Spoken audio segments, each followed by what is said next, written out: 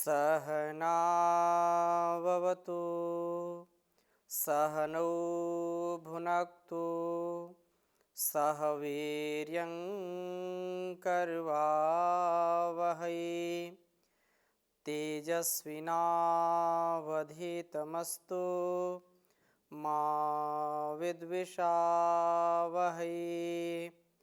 ओम शांति शांति शांति।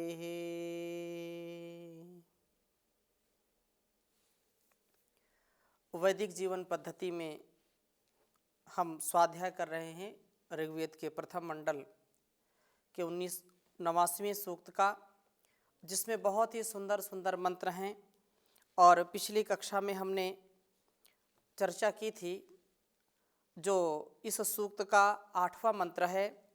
ओम भद्रम कर्णेभिः शृणुयाम देवा भद्रम पश्येम अक्षभिर्यजत्राः स्थिरैरङ्गैस्तुष्ट्वांस्तनूभिर्व्यशेम देवहितं यदायुः। संसार में हम जब जन्म लेते हैं, संसार के कर्म में प्रवृत्त होते हैं, तो उसके लिए ज्ञान की आवश्यकता होती है। और ज्ञान का जो साधन है, हमारे अंदर जो कुछ सीखने का, कुछ विचार करने का, कुछ कर्म करने का जो बोध उत्पन्न होता है, कर्म करने की प्रवृत्ति जिससे उत्पन्न होती है, उसके साधनों में यदि दिव्यता है, पवित्रता है, तो हमारा साधन भी दिव्य हो जाता है, पवित्र हो जाता है। यहाँ पर ये प्रार्थना की है कि देवाः, हे ज्ञान देने वाले आचार्यों, हम जीवन के प्रथम आश्रम में करने भी कानों से भद्रम शृणुयाम, जो सबसे पहला सोपान है, सबसे पहली सीढ़ी है जीवन में दिव्यता की, वो है ब्रह्मचर्य काल। और ब्रह्मचर्य काल में कल्याणी वेदवाणी के द्वारा अपने जीवन को सुदृढ़ सुव्यवस्थित बनाने का हम कर्म करें। हमारे कानों में सदा वेदवाणी का ही गुंजायमान हो, वेदवाणी का ही सदा सर्वदा हम रसपान करें, जिससे हमारे अंदर जो अभद्र है या बाहर का जो अभद्र है, हम उससे दूर रहें, हम विकृति से दूर रहें। हम सदा ज्ञान का आधान करने वाले शब्दों का ही श्रवण करें, सुने। और यजत्राः, यज्ञों के द्वारा हमारा त्राण करने वाले देवों, हम अक्षभी, अक्षि जो आँखों का नाम है, आँखों को अक्षि भी बोलते हैं। और यह आँख का जो कर्म है, कार्य है, उसका उपयोग है, वह है देखना। तो यहाँ कहा भद्रम पश्येम, पहले कहा कि भद्रम कर्णेभिः शृणुयाम देवा, हम भद्र ही कानों से सुने और आँखों से कैसा देखें, जो कल्याणकारी है।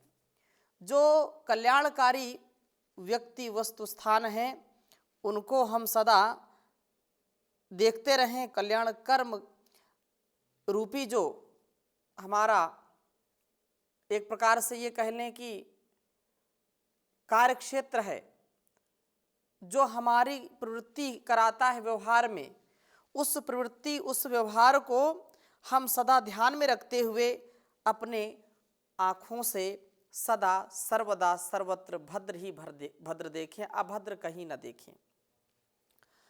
हमारे गृहस्थ आश्रम में सदा यज्ञ याग चलते रहें। और तृतीय जो आश्रम है उसमें कहा कि स्थिरई ही अंगई है, स्थिर दृढ़ पूर्ण स्वस्थ अंगों से तुष्टवांसः, हम सब प्रभु का स्तवन करने वाले हों, प्रभु स्तवन के द्वारा हम अपने को पूर्ण निरोगी बनाने वाले हों। रोगी व्यक्ति कभी भी संसार का उपकार नहीं कर सकता है, रोगी स्वयं अपना कल्याण नहीं कर सकता है, तो संसार का कैसे करेगा। इसलिए अंगों से हम बहुत सबल हों, सुदृढ़ शरीर वाले हों। तनु भी इन शरीरों से देवहितम, उस प्रभु से स्थापित यत आयु, जो जीवन की मर्यादा है उसे व्यशेमा, भोगने वाले हों। अर्थात कहने का आशय यह है कि हम अपने इस जीवन में सदा उन्नति का पथ जो ईश्वर के द्वारा बताया गया है, जो वेदवाणी के द्वारा हमको उपदेश किया जा रहा है, उसी कल्याणकारी कर्म को, कल्याणकारी मार्ग को हम अपने जीवन में स्थान दें। अन्य कर्मों को, अन्य कार्यों को जिनमें जीवन हमारा श्रेष्ठ नहीं बनता है, जिनसे हमको बार बार धोखा मिलता है, ऐसे कर्मों को कभी नहीं करना चाहिए। हम भद्र सुने, भद्र ही देखें, स्थिर अंग वाले हों और प्रभु स्तवन करें तथा पूर्ण आयुष्य को प्राप्त हों। पूर्ण आयुष्य के प्राप्ति के लिए हमको वेद का जो उपदेश है उसको आत्मसात करना चाहिए। संसार में सब चाहते हैं कि हम 100 वर्ष जिएं या 100 वर्ष से अधिक जिएं, परंतु आज का जो परिवेश है, इस परिवेश में खान पान, मन, वाणी, विचार सब दूषित हो गए हैं, जिसके कारण लोग 80 वर्ष 70 वर्ष में ही अपनी जीवन लीला समाप्त करते हैं। ये ऋषि परंपरा हमको बताती है कि हम यदि और श्रेष्ठता से जीना चाहते हैं, अपने जीवन को सुंदर बनाना चाहते हैं, तो कैसे हों, उसके लिए सर्वथा संयमित, नियमित, मर्यादित जीवन जीना पड़ेगा और कोई दूसरा उपाय नहीं है। यदि ऐसा हम करते हैं, मर्यादित जीवन जीते हैं, तो 100 वर्ष से भी अधिक जी सकते हैं। और शरदः शतम की जो भावना है, जिसके लिए लोग कहते हैं शतम शरदः जीवेम। अगला मंत्र इसी प्रकार से कहा गया है। और समय पर हम अच्छा काम करें, क्योंकि जीवन 4 दिन का है। 4 दिन के जीवन में हमको बहुत अपने जीवन को और इस जगत को सुंदर बनाने का कर्म करना चाहिए। इसलिए कहा है, ऐसी कमाई कर लो जो संग जा सके, मुश्किल पड़े तो राह में कुछ काम आ सके। संसार में आता कोई साथी नजर नहीं, साथी नजर नहीं, बस नाम के साथी है ये साथी मगर नहीं, साथी मगर नहीं। साथी बनाओ उसको जो साथी कहा सके, मुश्किल पड़े तो राह में कुछ काम आ सके। पापों में सदा मन को लगाते चले गए, लगाते चले गए, बदियों का ही सामान बढ़ाते चले गए, बढ़ाते चले गए। लेकिन कभी न धर्म को अपना बना सके, मुश्किल पड़े तो राह में कुछ काम आ सके। दुनिया की चकाचौंध में जीवन बिता दिया, अज जीवन बिता दिया, अनमोल रतन पाके भी यूं ही गंवा दिया, यूं ही गंवा दिया। मानव वही है इसका जो लाभ ही उठा सके, दुनिया की चकाचौंध में जीवन बिता दिया। ऐसी कमाई कर लो जो संग जा सके, मुश्किल पड़े तो राह में कुछ काम आ सके। चिंता की नहीं बात जो चिंतन से काम लो, चिंतन से काम लो। शुभ कर्म करो अब से ही ईश्वर का नाम लो, तुम ओम नाम लो। संभव है पथिक आपके बंधन छुड़ा सके, मुश्किल पड़े तो राह में कुछ काम आ सके। ऐसी कमाई कर लो जो संग जा सके, मुश्किल पड़े तो राह में कुछ काम आ सके। तो संसार में हम अच्छे कर्मों को संपन्न करने के लिए भी अच्छी भावना से, अच्छे विचारों से जब कर्म करते हैं और इंद्रियों पर, मन पर पूरा नियंत्रण रखते हैं, तो निसंदेह हमारा जीवन दीर्घ आयुष्य को प्राप्त होता है और हम स्थित, हमारी बहुत अच्छी हो जाती स्थिति, स्थिर अंग वाले हो जाते हैं और पूर्ण आयुष्य को प्राप्त होते हैं। अल्पकाल में जीवन लीला समाप्त करना या जीवन लीला समाप्त करके प्रयाण करना, यह हमारे द्वारा किए गए कर्मों का अथवा किसी के द्वारा किए गए कर्मों का यह परिणाम होता है कि हम पूर्ण आयु को प्राप्त नहीं हो पाते हैं।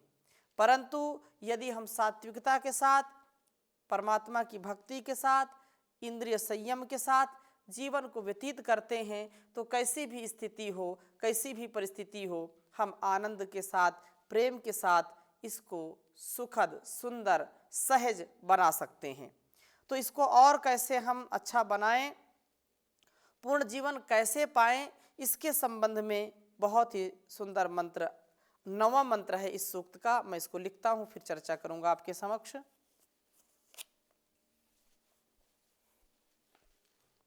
ओम शतमिन्नु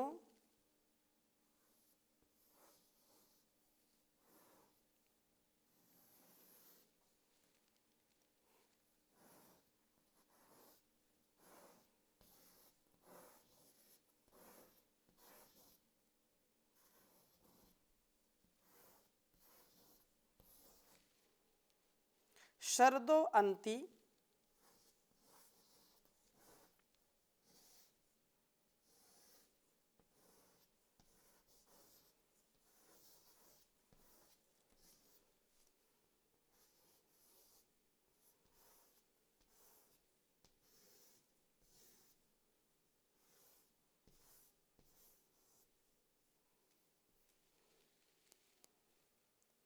देवा यत्र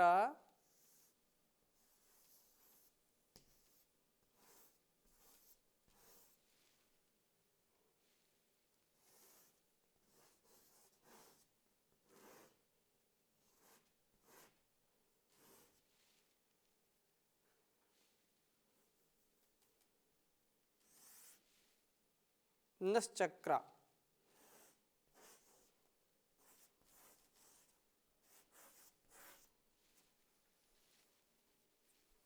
नश्चक्र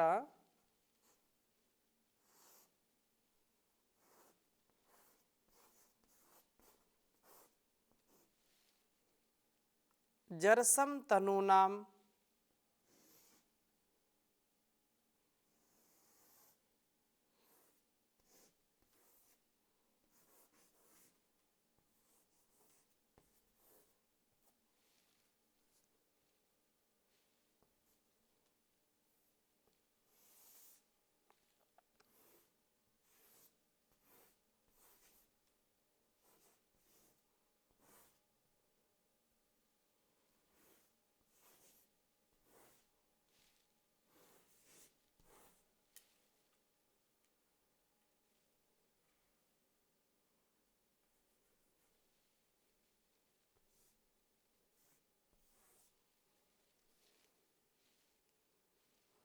पुत्रासो यत्र पितरो भवन्ति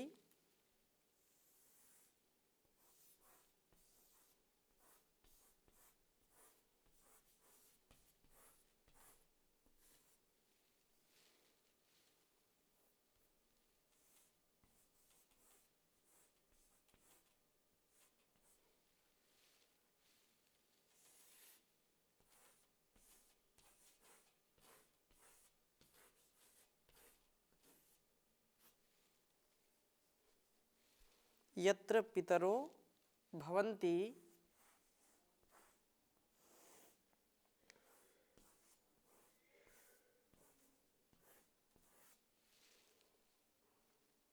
मानो मध्या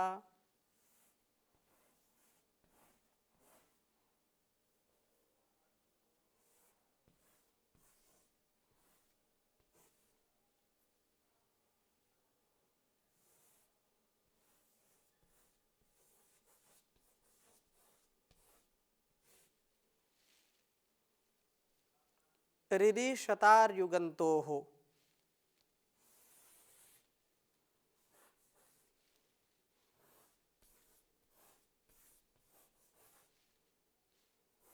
रिरीशता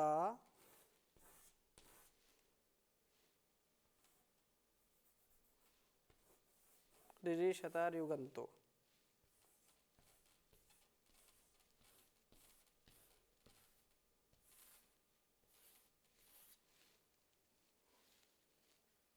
युगंतो। बहुत सुंदर मंत्र है। ओम शतमिन्नु शरदो अंतिदेवा यत्र नश्चक्रा जरसम तनूनाम पुत्रासो यत्र पितरो भवन्ति मानो मध्या रिरीशतार्युगन्तोः।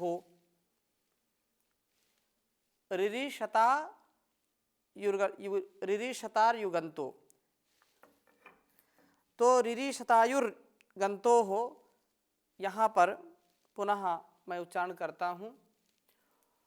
ओम शतमिन्नो शरदो अंति देवा यत्र नश्चक्रा जरसम तनूनाम पुत्रासो यत्र पितरो भवन्ति मानो मध्या रिरीशन्ता युगन्तयोः। ओम शतमिन्नो शरदो अंति देवा यत्र नश्चक्रा जरसम तनूनाम पुत्रासो यत्र पितरो भवन्ति मानो मध्या रिरीशतायुर्गन्तोः। भावार्थ इस प्रकार से है। रिरीशता, यहाँ पर रिरीशता आयुगन्तोः कहा है कि हे देव देवाः, सब प्राकृतिक शक्तियों, जो संसार में हमको जो कुछ भी मिल रहा है वो देव भाव से देने वाले उस परमात्मा ने ऐसी व्यवस्था कर रखी है कि चारों ओर से सृष्टि हमको सब कुछ दे रही है। इस सृष्टि को हम दृष्टि उठा करके देखें तो कृतज्ञता से परिपूरित हो जाते हैं। कृतज्ञता हमारे रोम रोम में छलकने लगती है, प्रकट होने लगती है। इस संसार का सबसे जो श्रेष्ठ, सबसे जो उत्तम जीवन है वह है मनुष्य का, और प्राकृतिक शक्तियाँ हमको सब कुछ देती हैं, और वह शक्ति तो मूलतः परमात्मा उस परम पिता परमेश्वर से ही हमको मिलती हैं, परंतु प्रत्यक्ष रूप में हम उसको न अनुभव करके सामने जो प्रकृति है उसके द्वारा जो जो वह हमारे लिए समर्पित करती है उसको हम प्रत्यक्ष देख पाते हैं। तो हमको तो यह विश्वास होना चाहिए कि उस परमपिता परमेश्वर की जो शक्ति है वह हमको जीवन दे करके हमारे जीवन यापन के लिए संसार में क्या क्या बनाया है परमात्मा ने। तो कहा कि हे देवा, हे सब प्राकृतिक शक्तियों, इतनु निश्चय से शतम शरदः, 100 वर्ष अंति मनुष्यों के समीप आयु के रूप में है। आपने मनुष्य के लिए 100 वर्ष की आयु नियत की है। यह वह समय है यत्र जहाँ कि आप नह तनु नाम, हमारे शरीरों के जरसम चक्र, बुढ़ापे को कम करने वाले होते हुए अपने बुढ़ापा जो अवस्था है उसमें भी आप हमको सामर्थ्य दीजिए। और यह समय वह होता है जब यत्र जहाँ की पुत्र आशा, हमारे पुत्र पितर भवंती, पितर बन जाते हैं, हमारे पुत्र भी पुत्र पौत्र वाले होकर के पितर कहलाने लगते हैं। हे देवों, आप गंतो, इस निश्चित आयु की मर्यादा पर पहुँचने के लिए जो पुरुषार्थ, जो संयम, जो मर्यादा, जो व्यवस्था उस परमपिता परमेश्वर के द्वारा माता पिता गुरु आचार्य या जो भी इस जीवन को चलाने में अपना सामर्थ्य देते हैं, अपनी भूमिका निभाते हैं, उनको सदा सर्वदा कृतज्ञ भाव से ही हमको देखना चाहिए, सदा उनका मान करना चाहिए, उनका सम्मान करना चाहिए। तो यहाँ पर कहा कि वह हे देवो आप गंतो, इस निश्चित आयु की मर्यादा पर जो पहुँचने से पहले मध्या बीच में ही न हमारे आयु को माँ रिरीशत, मत हिंसित करो।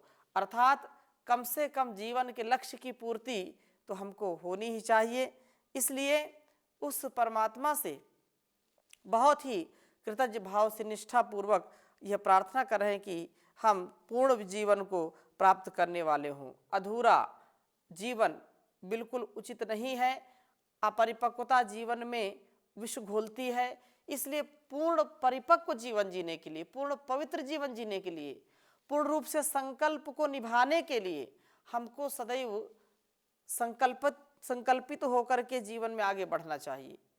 हमारे जीवन की जो समस्याएं हैं उनका समाधान भी ईश्वर के अंदर है, उस निधान, कृपा निधान जो है उसके अंदर है। इसलिए हम संपूर्ण जीवन को प्राप्त करने वाले हों, अधूरा जीवन हमारे लिए उचित नहीं होगा। यद्यपि यह व्यवस्था परम पिता परमेश्वर के अधीन है, उसी के द्वारा ही ये सब विधान चल रहा है, संविधान चल रहा है, तथापि हम अपने को इतना श्रेष्ठ बनाएं, इतना ज्येष्ठ बनाएं कि उस परम पिता परमेश्वर को लगे कि यह वास्तव में मेरा सच्चा बेटा बेटी, सच्चा शिष्य, सच्चा जो है पुरुषार्थी तपस्वी है। ऐसा जब हम करते रहेंगे तो हे देवा गंतो, आप निश्चित रूप से आयु की मर्यादा पर पहुंचने से पहले मध्य बीच में हमको नष्ट नहीं करेंगे। हम पूर्ण जीवन को प्राप्त करने वाले हों। यौवन से ही अपने जीवन को समाप्त ना करें, बल्कि यौवन काल के बाद भी हम अंत समय तक, श्वासों के अंतिम चरण तक पूर्ण स्वस्थ रहें, पूर्ण बलिष्ठ रहें, पूर्ण आनंद में रहें, यौवन से ही न चले जाएं। अर्थात यह यौवन हमारा सदा संतुलित रहे। यह तो सत्य है कि जिसका जन्म हुआ है उसकी मृत्यु सुनिश्चित है। जो बहुत सुंदर शरीर है उसमें सुंदरता में कभी न कभी विरूपता भी आएगी, कुरूपता भी आएगी। छोटे छोटे पशुओं को, छोटे छोटे पक्षियों के बच्चों को देखें, छोटे छोटे कीट पतंग के बच्चों को देखें, छोटे छोटे संसार में जो भी जीव जंतु उनको देखें, लेकिन कालांतर में वो बड़े होने लगते हैं और उनका स्वभाव भी धीरे धीरे बदल जाता है। ऐसे ही हम गंतो हो, निश्चित रूप से हम आपके पुत्र और पुत्रियां सच्चे बने। संसार में जो संबंध है उनमें पुत्र पुत्रियां तो होते ही होते हैं, परंतु उनको भी संस्कारित सुव्यवस्थित जीवन जीने के लिए प्रेरित करना चाहिए, ताकि जो इसमें बात कही है कि हमारे जो पूर्वज हैं, पितर जो है वो पुत्रासा हमारे पुत्र होते हैं, और वही धीरे धीरे यह जीवन को आनंद से, सुख से भर देने वाले होते हैं। हम पूर्ण जीवन को प्राप्त होने वाले हों, यौवन में ही ना चले जाएं, पुत्र और पौत्रों के आने से पूर्व ही समाप्त ना हो जाए। अर्थात 100 वर्ष तक जीने का जो उद्देश्य, 100 वर्ष तक जीने की जो बात कही है, यह बिल्कुल परिवार को, संसार को संस्कारित करने के लिए, व्यवस्थित करने के लिए बनाया गया है। और इस प्रकार से व्यक्ति चतुर्वर्ण आश्रम व्यवस्था में जो ब्रह्मचर्य काल है, गृहस्थ काल है, वानप्रस्थ काल है और ब्रह्मचर्य काल है, इन कालों को हमेशा संयमित व्यवस्थित रखे। अपने को पूर्ण साधक हमको समझना चाहिए, और जो साधना करता है वही मंजिल को पाता है। तो बहुत ही सुंदर चर्चा इसमें की है कि हम संपूर्ण जीवन को प्राप्त करने वाले हों, अधूरा जीवन उचित नहीं है, तथा यौवन में ही ऐसा वैराग्य न उत्पन्न हो जाए कि हम अपने जीवन को बीच में ही समाप्त कर दें, उसकी गति को रोक दें। ऐसा करना बिल्कुल कदाचित उचित नहीं होगा। हम उस परमात्मा से सदा सर्वदा प्रार्थना करते रहें और 100 वर्ष से भी अधिक सेवा, सत्कार और अपने जीवन में संसार का उपकार करना सुनिश्चित करें, क्योंकि ये सुंदर शरीर पाकर के भी यदि आलस्य प्रमाद किया तो जीवन बहुत ही दयनीय स्थिति को प्राप्त हो जाएगा। तो बहुत सारी चर्चा मैंने की है और भी आगे करेंगे हम। अभी यहीं पर विराम करते हैं। नए मंत्र के साथ अगले कक्षा में हम आपसे और चर्चा करेंगे। ओम शांति शांति शांति।